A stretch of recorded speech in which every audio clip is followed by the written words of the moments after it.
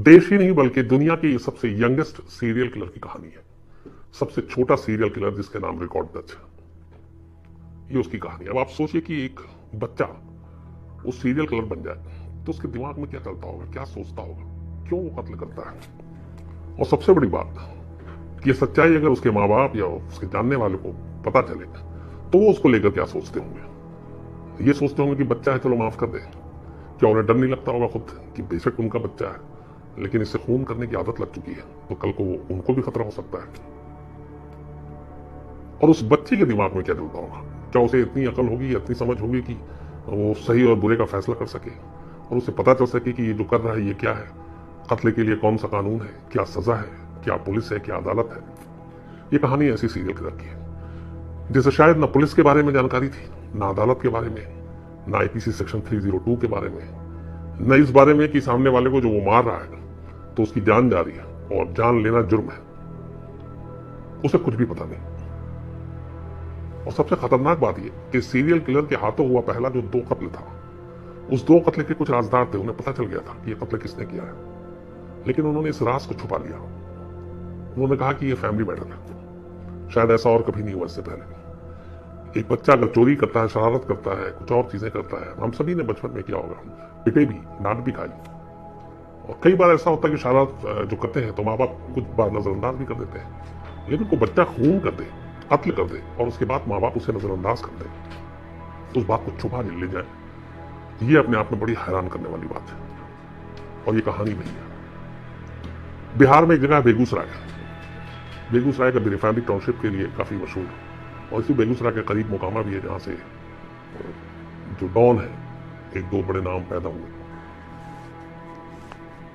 तो इसी बेगूसराय में एक परिवार रहता था, गरीब परिवार। बेगूसराय के इलाके में एक आता है मुसहरी गांव। उस गांव में एक फैमिली था। बाप दिहाड़ी मजदूर था, मजदूरी करके घर वालों का पेट पालता था। उसके 2 बच्चे थे, एक बेटा और एक बेटी। बेटी की उम्र अभी 6 महीने ही थी शायद। बेटा पैदा हुआ था 1998 में। बेटे का नाम रखा था अमरजीत सादा। अमरजीत सादा धीरे धीरे बड़ा होता है। 7.5 से 8 साल की उम्र होगी जब वो इतना बड़ा हो गया। एक दिन अचानक उसकी फैमिली में, घर के पड़ोस में ही उसका कजन रहता था जिसकी उम्र करीब 8 महीने थी। उस कजन की लाश मिलती है, सर पे वजनी चीज से मारा गया था और उसका कत्ल किया गया था। परिवार के लोग देखते हैं, बच्चा मर चुका था। इसी दौरान में माँ बाप उनको नजर पड़ती है और उनको कहीं ना कहीं से ये पता चल जाता है कि जो अमरजीत था ये इस बच्चे के साथ था थोड़ी देर पहले, और उसके हाथ में जिस तरीके के कुछ निशान थे उससे लग रहा था कि शायद इसने कुछ किया है। तो शक हो चुका था कि ये जो बच्चे की मौत हुई है ये पिटाई से हुई है, सर पे पत्थर मारा गया है, खपड़ैल मारा गया है। लेकिन ये बात पुलिस तक नहीं जाती और इस बात को घर वाले खुद ही दबा लेते हैं। बात आई गई हो जाती है। अमरदीप 7.5-8 साल का बच्चा, वो उसी घर में नॉर्मल उसी तरीके से रहता है, जबकि माँ बाप और उस बच्चे जिसकी मौत हुई थी, जो कि उसका कजन था, चाचा का बेटा था, यानी उसके चाचा, इन सबको पता था कि इस बच्चे की मौत कत्ल की वजह से हुई, इसे मारा गया। लेकिन कोई कानून बीच में नहीं आता, कोई कंप्लेंट नहीं करता, बात आई गई हो जाती है। करीब 6 महीना बीतता है। 6 महीने बाद खुद अमरजीत के घर में अमरजीत की अपनी बहन, जिसकी उम्र करीब 6 महीने थी, उसकी लाश मिलती है। उसके भी सर पे चोट थे, जख्म थे, उसके सर को भी पत्थर से मारा गया था, कुचला गया था। और इस बार भी घर वालों को पता हो जाता है कि यह काम किसने किया। अमरजीत के माँ बाप को मालूम था कि उनकी जो बेटी है, यानी अमरजीत की अपनी सगी बहन, जिसकी उम्र सिर्फ 6 साल, उसे उसी के भाई ने मारा, यानी अमरजीत ने। लेकिन इसको भी पारिवारिक मामला मानते हुए, फैमिली मैटर करार देते हुए कोई पुलिस के पास नहीं जाता। उन्हें लगता है कि एक तरफ बेटी मर गई, दूसरी तरफ बेटे के नाम पे कंप्लेन कर दे तो बेटा भी हाथ से निकल गया, और पता नहीं और क्या क्या उस दिमाग में थी, क्या सोच थी, पता नहीं। लेकिन इस दूसरे कत्ल के राज को भी घर वाले छुपा लेते हैं। 6 महीने में एक 7.5 साल का बच्चा 2 कत्ल कर चुका था और कानो कान कहीं भी किसी कानून को खबर नहीं लगती, सिवाय माँ बाप और चाचा। दोनों कत्ल घर की बात थी, एक बहन की, एक चाचा के बेटी की, इसलिए घर तक ही रह गई। थोड़ा वक्त और बीतता है। करीब 3 महीने बाद इन्हीं के गांव में थोड़ी दूरी पर एक और बच्ची थी, करीब 1 साल की। उसका नाम खुशबू था। खुशबू अपनी मां के साथ गांव के एक प्राइमरी स्कूल में खुले में लेटी हुई थी। मां उसके साथ थी। कुछ देर के बाद मां किसी घर के जरूरी काम से उठती है, बेटी को वहीं अकेली छोड़ती है कि 5-10 मिनट के बाद वो आकर ले जाएगी। वो सो रही थी और वो चली जाती है। उसके जाने के दौरान में वो देखती है कि अमरजीत उस वक्त स्कूल के पास ही है और वो देख के चली जाती है। क्योंकि गांव का बच्चा है, गांव में सभी एक दूसरे को जानते हैं, तो बाकी कोई बात हुई नहीं। थोड़ी देर के बाद वो लौटती है तो घबरा जाती है, क्योंकि उसकी बच्ची जहां पे उसको सुला कर गई थी वो वहां पे नहीं थी, गायब थी। स्कूल कैंपस में आसपास में ढूंढती है, कहीं मिलती नहीं। अमरजीत से पूछती है तो वो सिर्फ हंसता है और हंसता ही रहता है, कुछ बताता नहीं। उसके बाद वो चारों तरफ ढूंढती है, फिर घर जाती है, अपने पति को, अपने रिश्तेदारों को बताती है। पूरा रिश्तेदार सब मिलकर ढूंढ रहे हैं पर खुशबू का पता नहीं चलता। अब उस वक्त इस स्कूल के पास खुशबू की मां ने जिस इकलौते किसी को देखा था तो वो 8 साल का अमरदीप था, जिसको अमरजीत भी नाम, अमरजीत।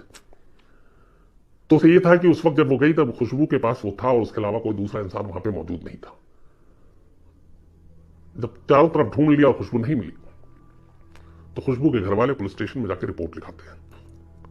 रिपोर्ट लिखाने के बाद वापस आते हैं। पुलिस को भी यह था कि घर अभी तक इलाके में इससे पहले 2 बच्चों का और कत्ल हो चुका था, लेकिन घर वालों ने कातिल के बारे में नहीं बताया था। लेकिन उन दोनों की जिस तरीके से मौत हुई, मोहल्ले में सबको पता था कि उनके सर पे जख्म थे, चोट के निशान, तो पत्थर से मारा गया।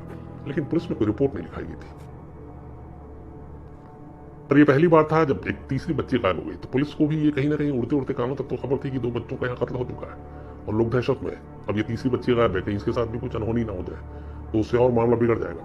पुलिस ने भी थोड़ी तत्परता दिखाई, एक्टिव हुई और खुशबू को ढूंढने में लग गई। खुशबू की मां ने बार बार पुलिस से कहा कि वहां पे और कोई नहीं था और मुझे शक है ये जो अमरजीत था ये वहीं पे मौजूद था, इसे कुछ पता है कि खुशबू कहां गई है।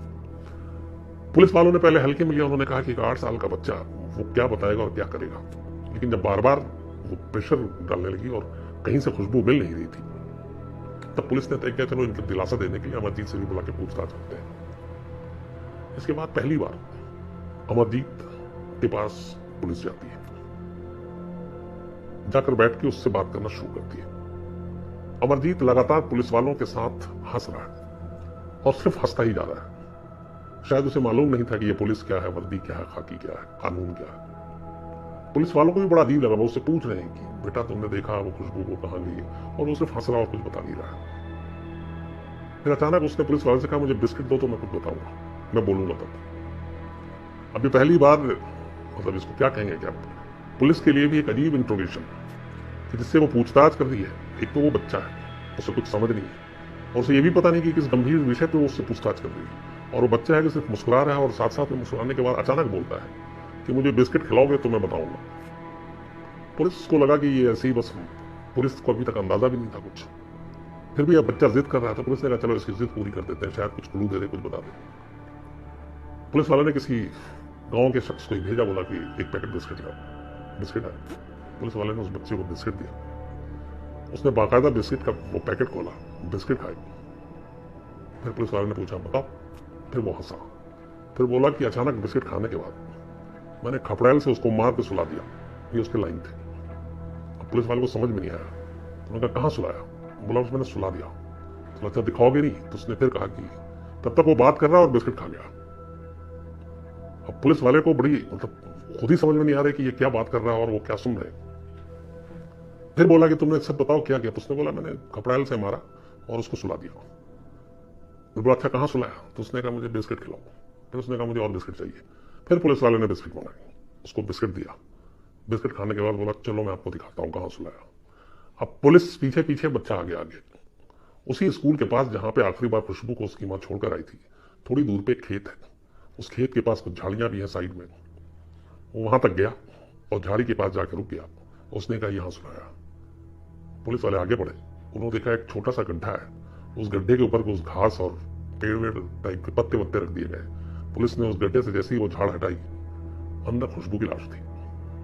अब एक बच्चा 8 साल का, इतनी तो उसको तमीज नहीं कि कैसे दफनाना है क्या, और उसे इतना पता था कि इस गड्ढे में डाल के अगर इसको इस पर झाड़ वाड़ लगा देंगे तो ये छुप जाएगी, तो किसी को पता नहीं चलेगा, जैसे चुपम चुपाई खेलते हैं बच्चे।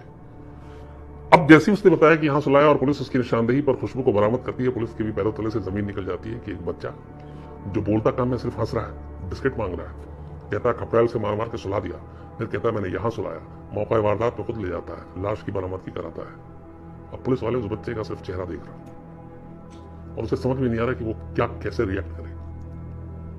अब ये क्लियर हो गया था कि खुशबू गायब थी और खुशबू की लाश इस बच्चे की निशानदेही पे मिली, मतलब इस लाश खुशबू की मौत से इस बच्चे का कोई ना कोई रिश्ता जरूर है। इसके बाद अब पुलिस उससे फिर अब एक उसकी तरह बात करती है, लेकिन 8 साल का बच्चा पेशेवर अपराधी की तरह भी ट्रीट नहीं कर सकते। पुलिस कितना भी उसको गुस्सा करे या डांटे उसको कोई फर्क नहीं पड़ता, वो सिर्फ मुस्कुरा रहा था, हंस रहा था पूरे इंट्रोगेशन के दौरान।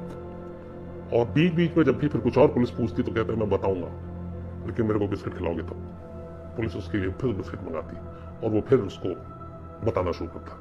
फिर पुलिस वाले ने पूछा कि अच्छा चलो तुमको बिस्किट खिलाया, तुमने इसको तो सुला दिया, अब उसी के लैंग्वेज में बात करके पूछताछ हो रही और ऐसे किस किस को तुमने खपड़ैल मार के सुलाया। तब उसने 2 नाम लिए, एक अपनी बहन का और एक अपने कजन का। उसने कहा कि हम उन दोनों को भी ऐसे ही मार के सुलाए थे। अब उस 2 कत्ल के बारे में जो गांव में बात हो रही थी कि हाँ वो मौत नेचुरल नहीं थी, पुलिस अब उन दोनों फैमिली को बुलाती। अमरजीत के माँ बाप ऑलरेडी पुलिस स्टेशन में थे क्योंकि उनका बेटा पुलिस की इसमें पूछताछ हो रही और उसके चाचा को बुलाया जाता है। तब वो दोनों कहानी बताते हैं कि हाँ करीब 6 और 9 महीने पहले इसने पहला कत्ल अपने कजन का किया था, चाचा के बेटे का, और इसी तरह पत्थर मारा था और इन्हें पता चल गया था, लेकिन घर का मामला और बाकी चीजें इसे किसी को बताया नहीं। दूसरा कत्ल अपनी सगी बहन का किया 6 महीने की, उन्हें वो भी पता था पर घर के मामले को देखते हुए नहीं बताया। अब इसकी कोई रिपोर्ट भी नहीं थी और बाकी चीज भी नहीं थी, लेकिन एक जुर्म को एक तरह से छुपाया भी गया था तो वो भी कानूनन जुर्म था। लेकिन ये था कि कत्ल होते हुए इन दोनों ने देखा नहीं था, दोनों कत्ल को इससे पहले माँ बाप ने भी, वरना वो बचा ही लेते। बट उन्हें लगा था कि कुछ ऐसा ऐसा हुआ है, लेकिन कैसे हुआ ये भी आइडिया नहीं था। तो माँ बाप और उसको भी लेकर पुलिस को लगा कि इनको आधी जानकारी है, आधी नहीं, हालांकि आधी जानकारी भी देनी चाहिए, तो हो सकता था खुशबू की जान बच जाती। और यह भी मुमकिन था कि अगर खुशबू अब इसी परिवार की ना होती और तीसरा कत्ल इसी परिवार का होता तो वो तीसरा कत्ल भी छुपा लिया जाता, वो भी जुर्म था। तो फिर पुलिस ने पूरी पूछताछ की, उसके बाद अब उससे बातचीत करने लगी कि अच्छा ही बताओ तुमको सुलाया तुमने तो क्यों। अब यहाँ पे कत्ल करना या मर्डर करना उसको पता ही नहीं है, तो पुलिस उसी के बच्चे के हिसाब से ही पूछताछ कर रही थी कि तुमने जैसे इसको सुला दिया खपड़ैल मार के, तो तुमको ऐसे सुलाने में क्या होता है। तो उसने कहा मुझे मजा आता है। बोला ये ना जब डरते हैं या उनको जख्म दिखता है, घाव दिखता है, तो मुझे बहुत अच्छा लगता है। ये उस बच्चे की लाइन थी।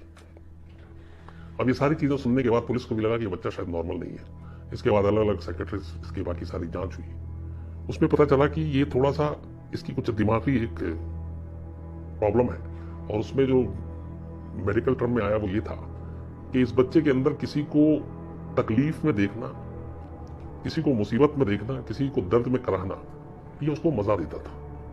और ये मजा इसलिए देता था तो वो उनको तकलीफ देता था। तो इसको लेके कई सारी इसकी अलग अलग दिल्ली के एम्स तक के जो एक्सपर्ट हैं उन्होंने भी जांच की।